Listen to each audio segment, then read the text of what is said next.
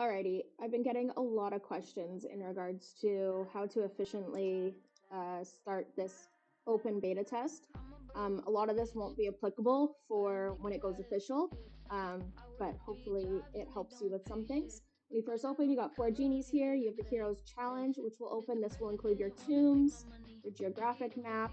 It'll also come with newbie tickets, which is what you'll need to get your basic gear. This will be standard, hopefully, for official. I'm going to start on the geographic map. You're going to have glyph stones here. You're going to open them 1 through 6 in a row.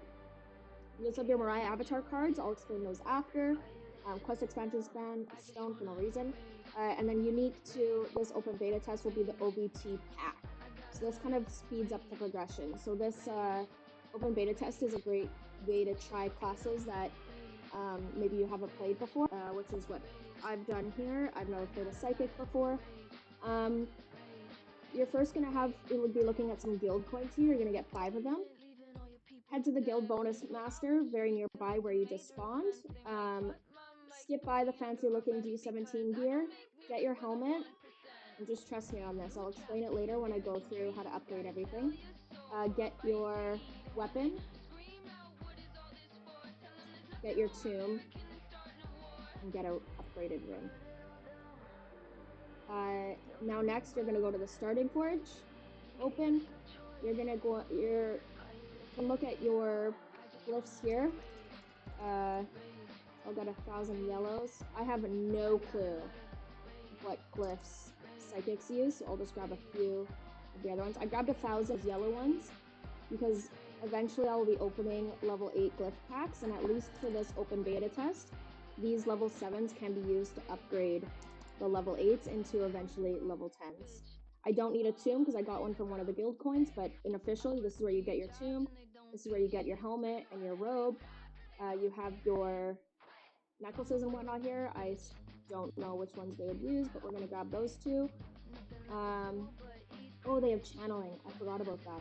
Shit, the ring that I should have gotten was the channeling one. But c'est la vie, not the end of the world. We'll get some of these.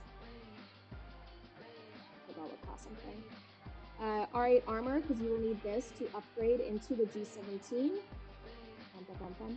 You can re-roll this. You can also pick up another different type of weapon if you wanted to have a different proc. But that weapon that we got with the guild coin is going to be a plus 70 attack. I got Stagnant Plague on it.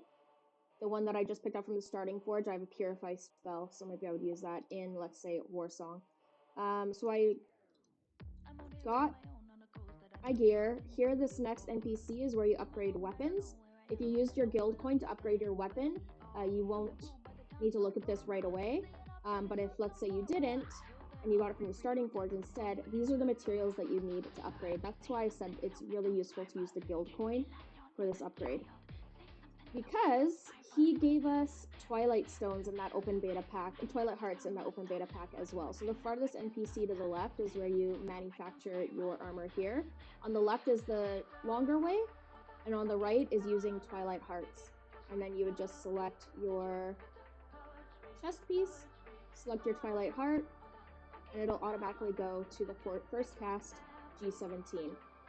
He gives you enough Twilight Hearts at all pieces to G17 second cast. So if that's what you choose to go for, you can do it all G17 second cast, or you can pick just one piece to bring up to third cast and farm the other ones. So now that I would fast forward and I'm done all of the upgrading for my G17 gear, we'll take a peek at the center elite messenger agent, which is where you pick up your dailies and the passes for doing said dailies. Material exchange, this is where the brunt of what you're farming is going to be changed into.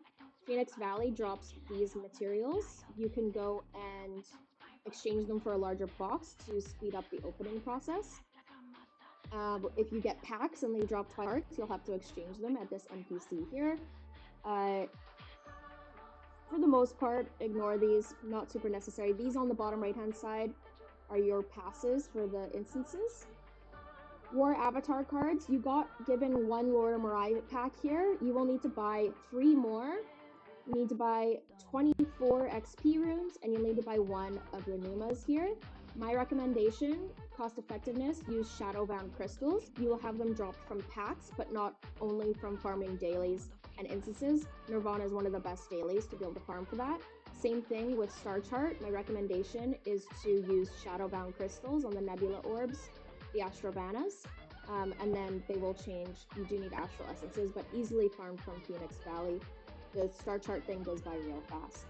Your tomb here, I use my guild coin to get a dominance, but let's say you didn't, you would have to go through these steps of upgrading to dominance.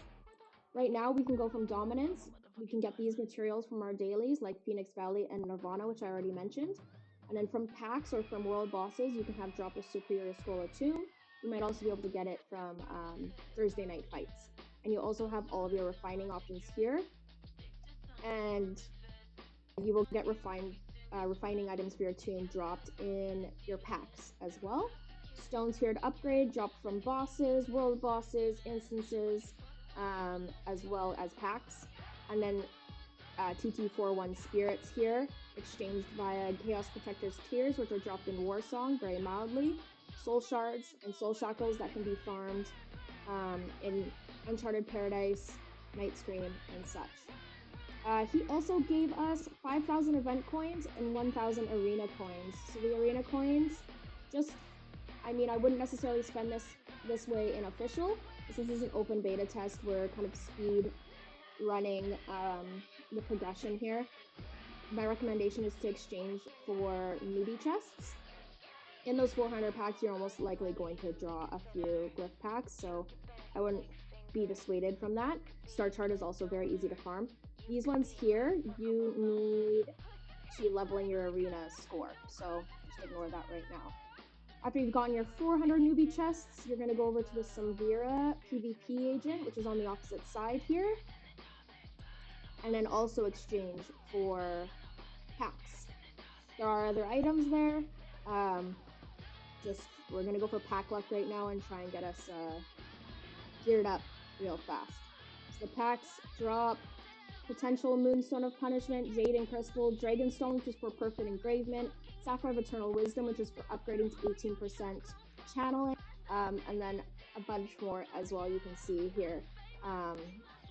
You can also, at least now for this open beta test, you could open an account stash and you could put your packs in your account stash.